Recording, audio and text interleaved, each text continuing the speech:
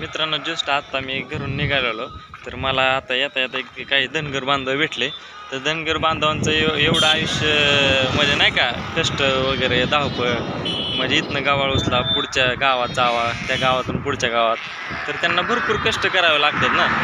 तर मला काही धनगर बांधव भेटलेले आहेत. तर त्यांचं कष्ट एवढं आहे मित्रांनो की आता जस्ट त्यांनी नाही का, आपण म्हणत आत्ताच म्हटलं मी तुम्हाला, ह्या गावानं पुढच्या गावात, पुढच्या गावानं पुढच्या गावात, तर आता ते चाललेले आहेत काही. तर आपल्याला इथं रस्त्याने येता येता भेटले तर आपण त्यांच्याशी बोलू. त्याआधी तुम्हाला मी दाखवतोय त्यांचं कष्ट बघा, किती कष्ट करतात. म्हणजे भरपूर त्यांना रोज आहे ना असं 50 किलोमीटर रोज चालावं लागतं. म्हणजे आता ते जस्ट नाश्ता वगैरे त्यांनी काय जेवण वगैरे केलं, शेळ्यांचं दूध वगैरे पिले. म्हणजे ते रोज पितातच नाही का. शेळ्यांचं दूध हे आयुर्वेदिक असतं. आता ते जस्ट आता ह्या गावाहून दुसऱ्या गावाला चाललेले आहेत. मला शेटपळ गावामध्ये भेटले आता. तर त्यात प्रत्येकाचं वेगवेगळं आहे ना, प्रत्येकाचे खोपा वेगवेगळा आहे.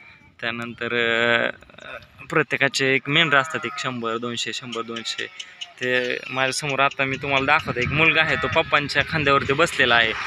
तर म्हणजे एक ह्यांना मुलांना शिक्षण आहे म्हणायला लागेल, मोठे झाले शिक्षण करतात, पण लहान असेपर्यंत हे असंच म्हणजे शेळ्यांच्या मागं मेंढरांच्या मागं फिरतात ना. त्यांना वडिलांप्रमाणे, आईवडिलांप्रमाणे सवय लागलेली असते. तर त्याचे वडील इथं आलेले आहेत. आता बारका लहान मुलगा आहे, आपण त्याच्याशी बोलू. तरी आत्ता काही मेंढरं आहेत तिथे, त्यांचं जे भाकरी वगैरे असतं त्यांनी दुपारच्या जेवणाला वगैरे रानात चालवलेलं असतं ना, जेवण करायला दुपारचं. त्यांना दिवसभर फिरावं लागतं, त्यामुळे आता सकाळ सकाळ लवकर उठून ते जेवण वगैरे बनवतात. तर मला आता एक दादा भेटला. दादा, तुमचा दिवसभराचा दिनक्रम सांगा कसा असतो? आता सोडायची, आता पुढे हां ना, आता पुढे रान बघायचं घरचं हां घ्यायची. हां शेतकरी येतो घरचा हनुमान बी करतात कुणी. हां. मित्रांनो, माझं एकच म्हणणं आहे, शेतकऱ्यांनी ह्यांना कोणी त्रास देऊ नये. कारण की जसं आपण पोट भरत असतो तसंच हे पण एक गावागावाने फिरून पोट भरत असतात. तर तुम्हाला म्हणजे असं संरक्षण असतंच, बरोबर आहे का? तर माझंही म्हणणं एकच आहे, तुमचंही म्हणणं एकच आहे, कोणी त्रास देऊ नये तुम्हाला. तुमच्या घरचे प्राणी काय ना आमच्या घरचे प्राणी काय सारखेच असतात. असं ह्यांचा बोजवारा वगैरे असतो. तिथे पहा, एक आजी आहे आणि त्यांची मुलगी आहे. म्हणजे एक नाही का, आई मुलीचं प्रेम जे असतं, ते आई मुलीचं प्रेम हे खूप छान असतं ना.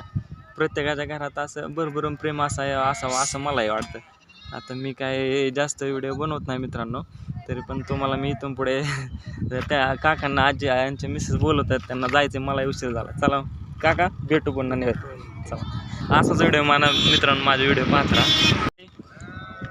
मला आता एक मित्र भेटलेले आहे, धनगर बांधव. आपण त्यांच्याशी 2 मिनटं ओळख काढू. काय ओळख काका? आपलं काय आता चालता चालता बकरी रस्त्यावर सुटली होती, भेटला, आपण म्हणले की व्हिडिओ काढू. तुमचं काय नाव? आमचं नाव गर्दडे. कुठलं गाव? आमचं रिसं. हां, ओके. चला, असं तर तुम्हाला पुढच्या प्रवासाला माझ्याकडून शुभेच्छा.